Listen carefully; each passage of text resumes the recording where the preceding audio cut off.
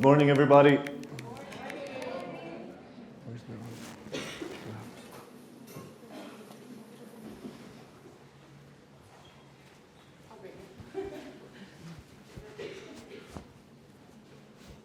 Oh, she left. I don't know why she left, though. She missed the punchline. Now, before we begin, I would like everybody to take out their phones and open the Notes application. We're going to be doing some stuff at one point in the lecture, and I want you to be able to access the notes and be able to write. I'm just going to wait a second for everybody to do this. And as you still have the Notes application open, please write the answer that you've given to the question that we put for this talk. If you were a question, what question would you be? So write it in the notes. We're going to wait for like 10 seconds until people do this. And once you've done that, you can put your phone on standby, and we're going to get back to it in a bit. Now, there were also some envelopes on each chair. We're going to do something with the envelopes at the end of the talk, so you don't have to worry about those for now. You can just put them down or keep them in your pocket. It doesn't matter. I was 12 when I was in 3rd grade, and it was recess outside, so all of the kids were playing, what kids do in recess. And I was outside playing as well near the exit of the school, and as I look down, there's a $10 bill on the floor. There's 50 lei on the floor. So I grab it, and I put it in my pocket, and it's $10 richer, When you're 12, it means a lot.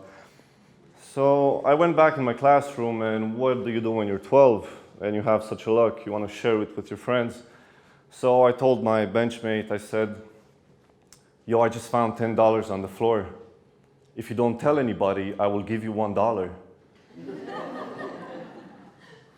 And I wasn't really good at psychology, so I couldn't read his expression of, what? Why would you tell me and then pay me to keep my mouth shut? Right? Just don't tell me. But I really liked sharing my luck, so I went to the next person and I said the same thing. I just found $10 on the floor. If you don't tell anybody, I'll give you $1. So soon enough, I was left with $5. And what do you do with $5 when you're 12? You go and you buy sweets, which I ended up sharing with all my friends anyway, But this is an example of a low-intensity route of the past, something that has happened at one point in the past and has lingered in the background of my head up until a point in the present when relevant information from the present made me recall that certain memory. And it's just as you would have a gigantic painting and this painting is you, and it's funny because you made this painting with all of your actions and memories, but certain areas of the painting are black because at this point in time, these parts of you, these memories, these pieces of information are not relevant. So they are darkened. And as you find out information in the present that triggers that information from the past, you once again recall it. And by recalling it, you learn more about who you are, who you've become, and why you do the things that you do. There are two ways of finding out information. There is an indirect way where a trigger happens, a moment of epiphany, and you find out information about yourself. And there's also a direct way when you seek information, either by talking with people, by reading, or by watching movies. And this is very essential in the 21st century and in general in any era, because by not having the full picture, we might be in the wrong while we think that we have the full truth. And I have a drawing here to illustrate this. I don't know if people in the back can see this. I'm going to move it a bit towards the center. So right here we see an individual holding a briefcase that has a cross on it that is similar to the cross that we see at pharmacies. So if we would make an assumption, we would say that this person is a medic. Based on all the information that we have, this is what we can say. Now, if we uncover further information, we see that in the briefcase there is money. So right now we're wondering, Is it a medic? Did he just take a bribe? Is he going to bribe somebody? But as we uncover more information, we also see that inside the briefcase there is a bomb. So now we're thinking, oh, this person is not a medic. This person is a bomber. So this is a bad person. Initially we thought it was a good one, saving lives. Now we know it is somebody that wants to kill other people. But it is only until we find out all of the information and we see that this person is thinking, Bob told me to hold onto his suitcase for a while. I wonder when he's coming back. So now we find out that this person has nothing to do with the suitcase whatsoever. It might not even be a medic. It might just be a random person on the street just holding a briefcase. And it is important to find out all of the information before we make assumptions so that we know we have the full truth. And there are also other roots of the past besides the ones that are obvious, such as the work that has gone behind the painting and all of the brainstorming, as well as all of the work that goes behind a person for when we talk with somebody, we see the final product. And these roots are permanent roots, such as education, moral values, and personality. And if you think about it for a bit, you'll notice that in order for a permanent root to be developed, you need two factors, and those are time and repetition. These two factors are the basis of creating habits as well. In order to have a habit, you have to repeat something in a certain amount of time or throughout time. And a good example of this is our education that we get from our parents. Our parents repeat sort of the same things on and on and on, such as be careful who you talk with, be careful how you spend your money, or money doesn't grow on trees, and so on and so forth.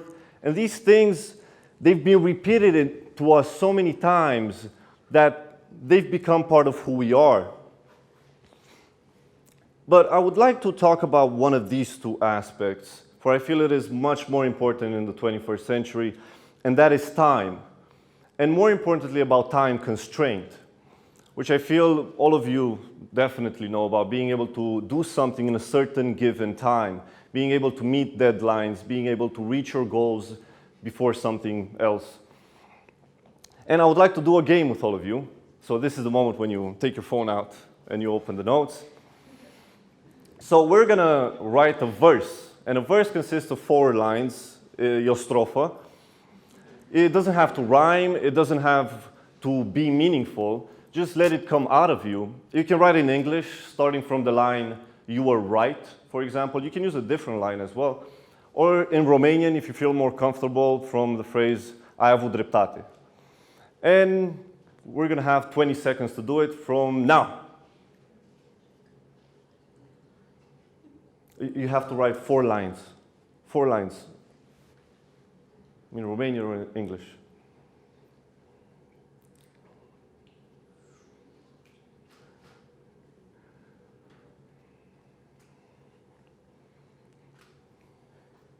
That was it, phones down.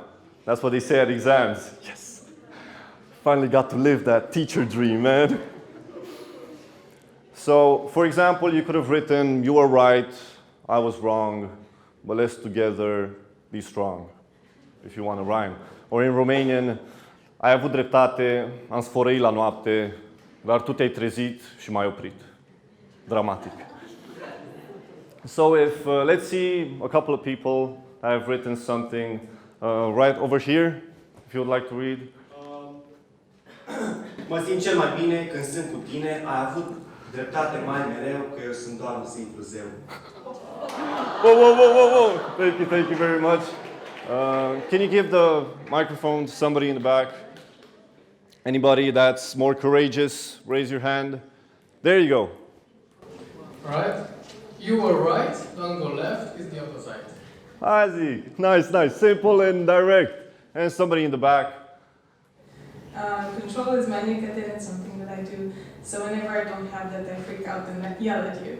Yeah, nice, from the soul. Thank you very much for sharing, the people that shared. Now, imagine doing this every day for 20 seconds, every day for 30 days. You will slowly develop your ability to be able to just come up with 4 lines on the spot. And this is a certain route that I feel is very essential for everybody, and that is the ability to improvise. And improvisation is a type of route that spreads just like love, patience, and other characteristics of our personality. It spreads throughout our being, our mind and body, and it influences the way that we act, the way that we think, and we empathize with other people. In December of last year, I wrote 365 verses every day for 30 days, and I ended up with a 1,045-page book and 10,000 verses.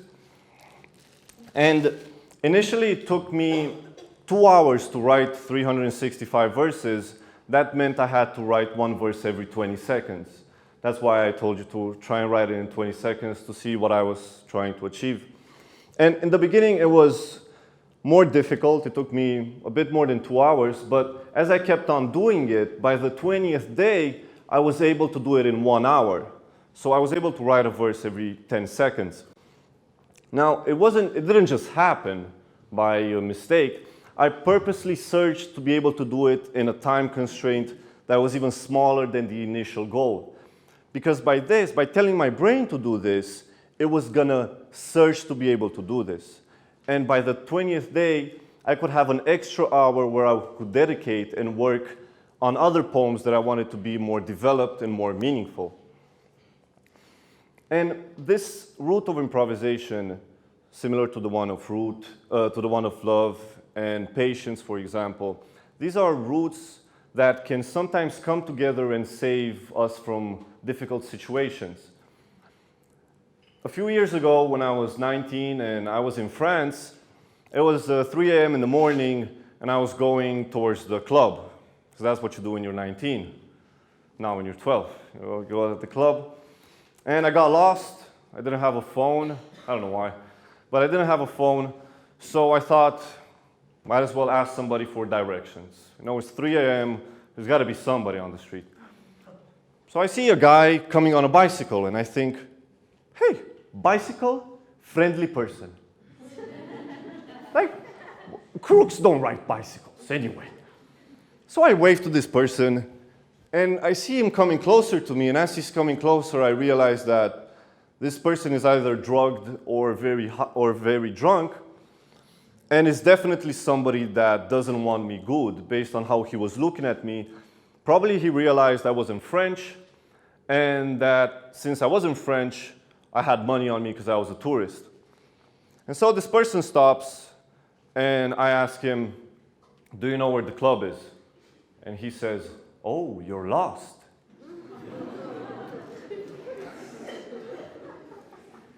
And that is a point where improvisation came really great in hand, because you don't really want to tell somebody that wants you bad that you're lost. And I said, no, I'm actually waiting for some friends. I'm not alone. I was alone completely. I'm actually waiting for some friends, but I wanted to go to the club and see how it is, then come back, but I don't know how to get there. And the conversation with this individual took around 40 minutes, where he didn't let me leave.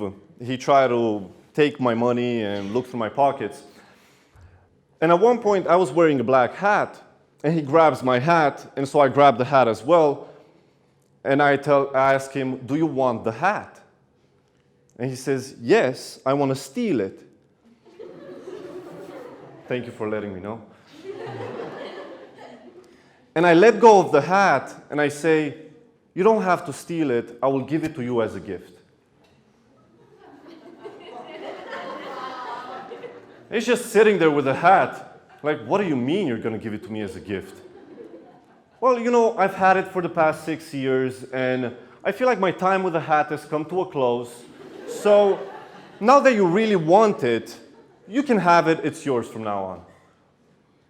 He's just looking at the hat. He's looking at me. And he throws the hat back at me and says, I don't want your gift.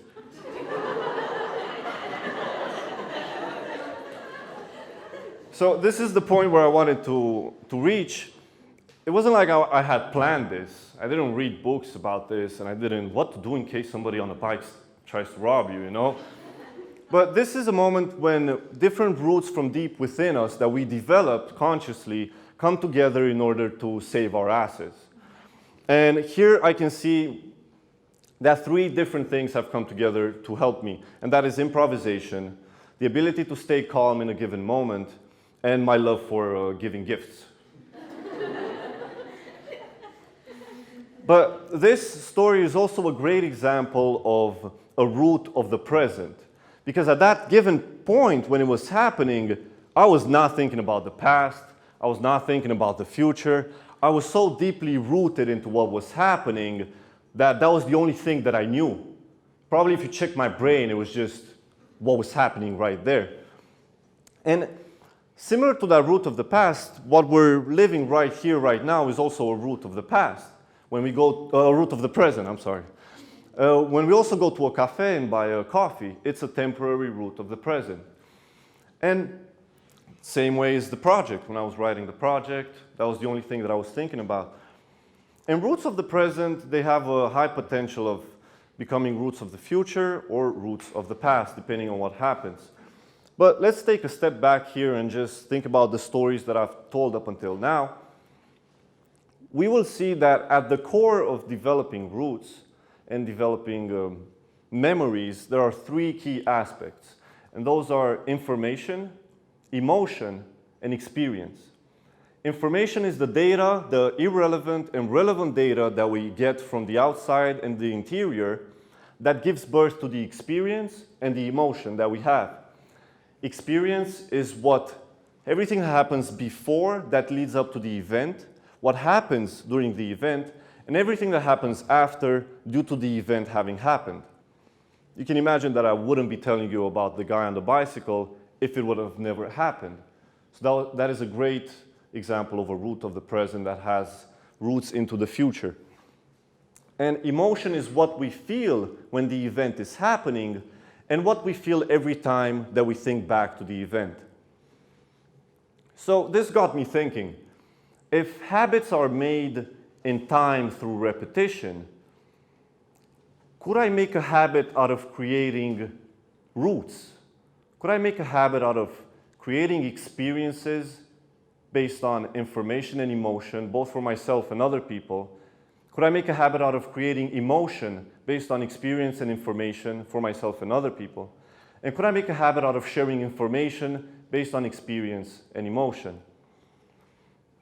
And this has led me to the TIREEX concept. I'm very happy with that name, just so you know. I'm going to write it down here. Because if I don't use the whiteboard, then why did I bring it here? So that's TIREEX.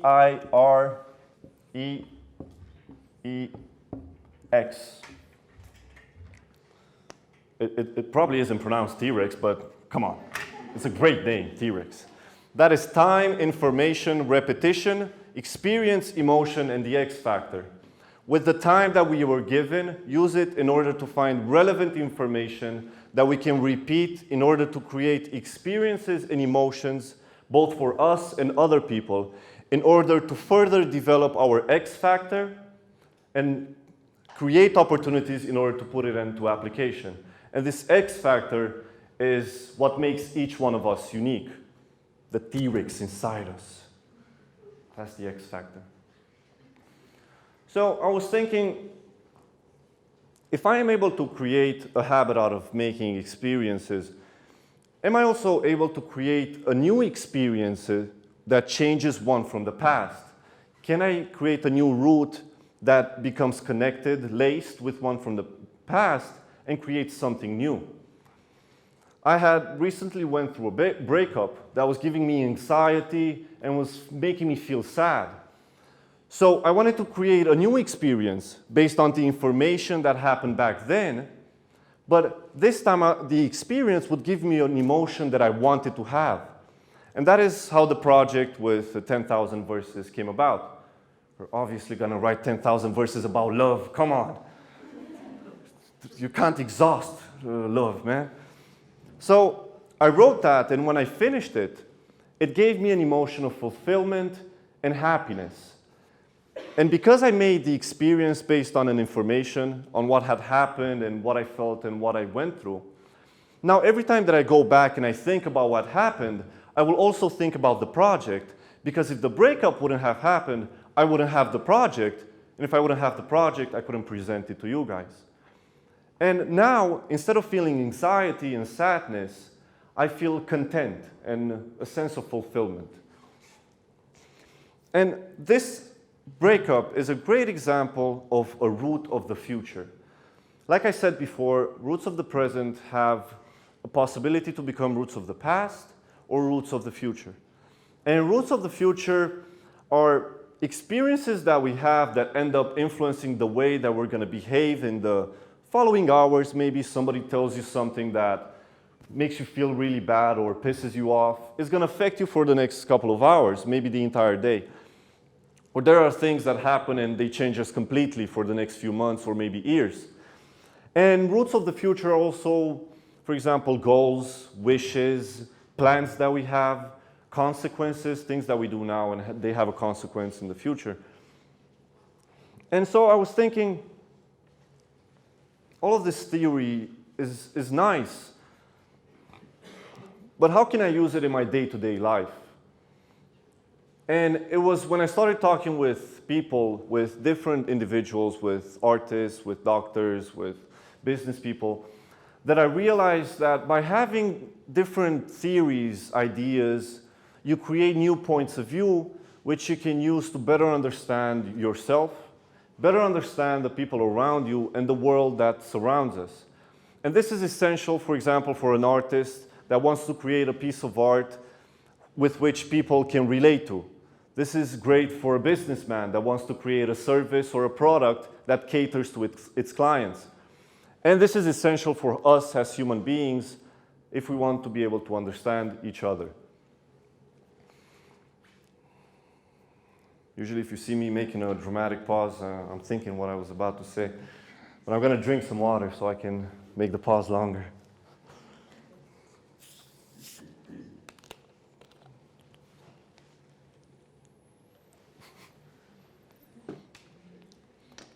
It's funny because I took the cup out from my sleeve and I drank out of it, but now I drank out of the bottle, so what's inside the cup that I don't want to drink anymore? It just makes me think. I would like to tell you one last story. A couple of weeks ago, I was in my brother's room, and his birthday was just about to come. So I was thinking about what to get him. And we were sitting in front of his bookshelf, and he told me, "Yo, do you know when you got me those 24 books for my 24th birthday?" And I said, "Yeah. I never read them, man." You know, it's kind of understandable. It was 24 books, you know. I wasn't expecting him to read them, so they were also architecture books. And he says, "You know, if you give me one book, it doesn't matter if it's thin or thick, I will read it, because it's one book." But it was 24 books. It's very intimidating. And I was very happy that I had that conversation with my brother. This is also an example of a root of the future. Because if that conversation would have happened, I would have given him a gift that he didn't like, because, you know, it wasn't like I already bought 28 books for his 28th birthday. I bought them. They're right there. Yeah.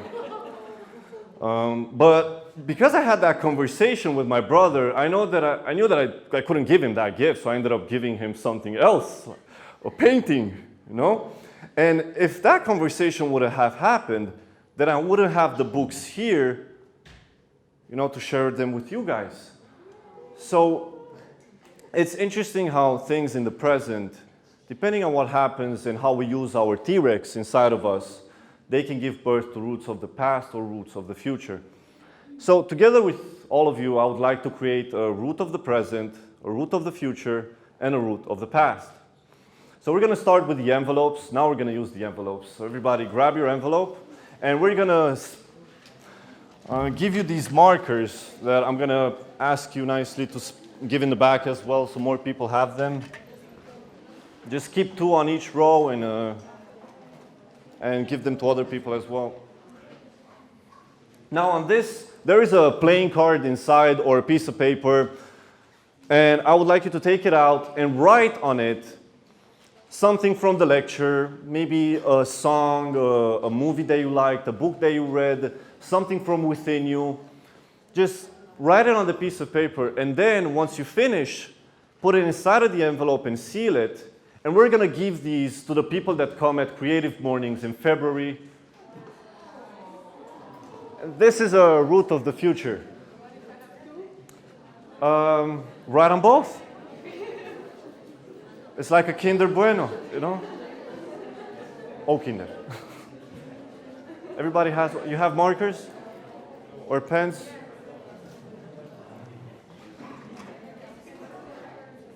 I don't know if they will work with the pens.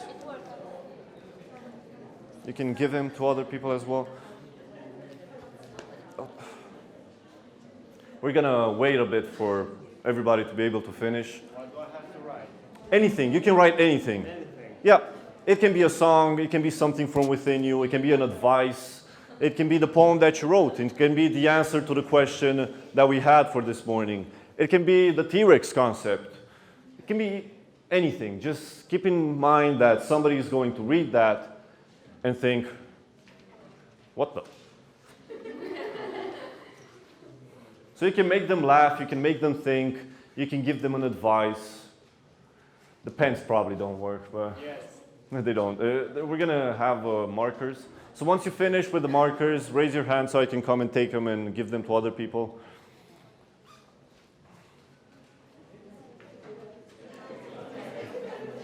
So I see there's a lot of you guys talking, so I'm gonna assume the majority has finished. And right now with this, if you finish with the markers, you can put them down on the floor, and we'll probably trip on all of them when we go outside, and then we'll hug each other on the ground. So right now, all of us, we've created a route of the future. We have no idea how these letters are going to influence the people that read them. If there's going to be 100 people, and let's say 99 of those will have nothing. If that one person, we change his life towards the good, then we have done something right now together. And I want to thank you for that. So let's give a round of applause to everybody.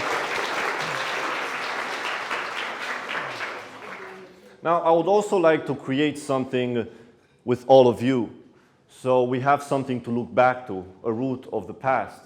So do you remember that you wrote a question as well as you wrote a poem? I want you to take a screenshot of that or to copy the text. And can I have the whiteboard marker, please? Thank you. And then send me that thing to my email, which is my name @gmail.com. Write it here for everybody to see.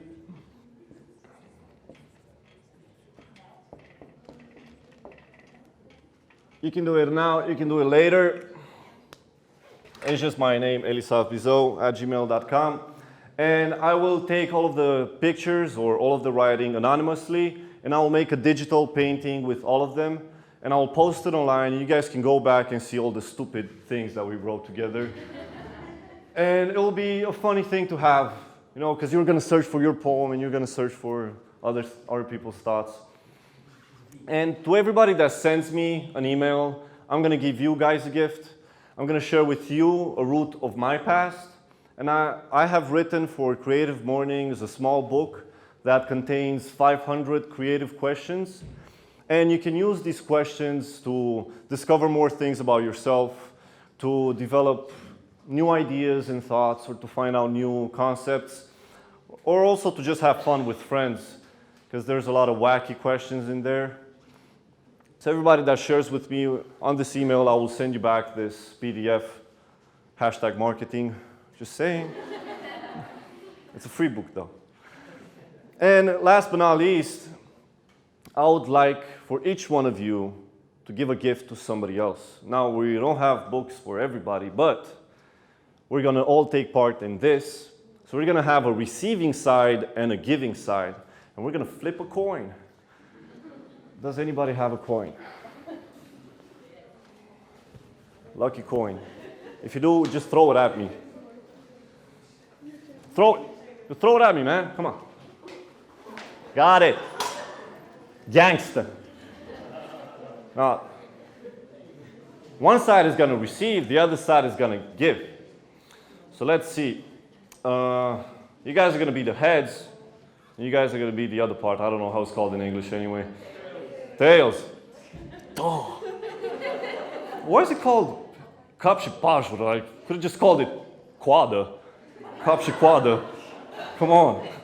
So, you guys are going to be heads, you guys are going to be tails, and we're going to flip for who's going to be receiving.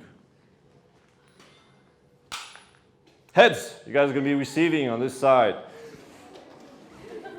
Now, I'm going to need some help here. You guys are going to be giving. So, yes. We're going to give 2 books on each row. Try and spread them as much as possible so we can get until the back. Now, not everybody's going to... You can give it to somebody else as well there. Oh, too many. Just get 2 books from these. There you go, and give them to somebody else there. Now, what is going to happen is somebody from this row is going to give a gift to somebody from that row. And you guys are going to pretend as if you know what's inside of the gift, as if you were the ones that actually wrapped these books. And when you give the gift, I want you to imagine that you're giving a gift to a friend, and you're telling them, hey, I was really thinking about you, and I want you to get this, you deserve it, you did a great job on the last project. Just say something from the heart. It can be anybody on the row. So we can start doing it right now. We don't have to wait for the first row. Somebody from the second row can go, somebody from the fourth row. On to the people on the fourth row and on the second row. Come on, people, it's giving gifts. So you're keeping the row that you have. First row to first row, second row to second row, third row to third row. Make it from the heart. Give a hug, high five. Do your thing. There you go, that's what I want to see.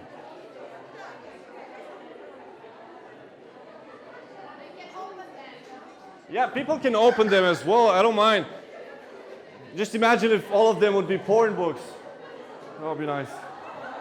Now, some of the packages contain multiple books. So the people that get multiple books, it is in your debt right now to give the rest of the books to somebody else in the audience.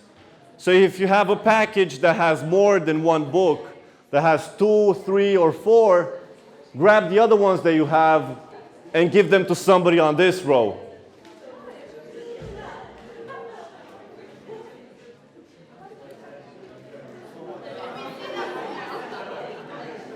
I think people are still opening. They can show them to you once the talk is done. So do we have people with more than 1 book in the back somewhere? Yeah, there you go, more than 1 book there.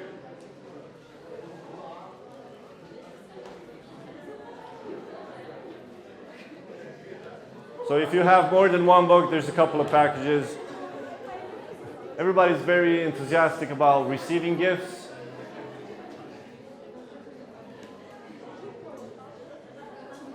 There you go, we have somebody giving the first gift to the other row. Returning some of the pleasure. Now I see for some reason the other people are keeping the rest of the books to themselves. I get you. It's free books, you know? So if you haven't unwrapped them and you're going to unwrap them in the break, you can give them to your friends or you can keep all of them to yourself. I would do that. I want to thank all of you guys for creating this beautiful moment. I can read it on your faces that you really enjoyed getting gifts and giving gifts. So a round of applause for everybody for taking place.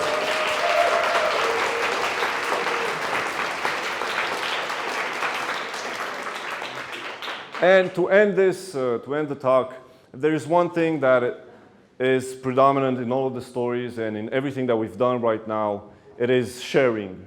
And sharing is the most important thing in the 21st century. Sharing with other people, our TIREEX factor.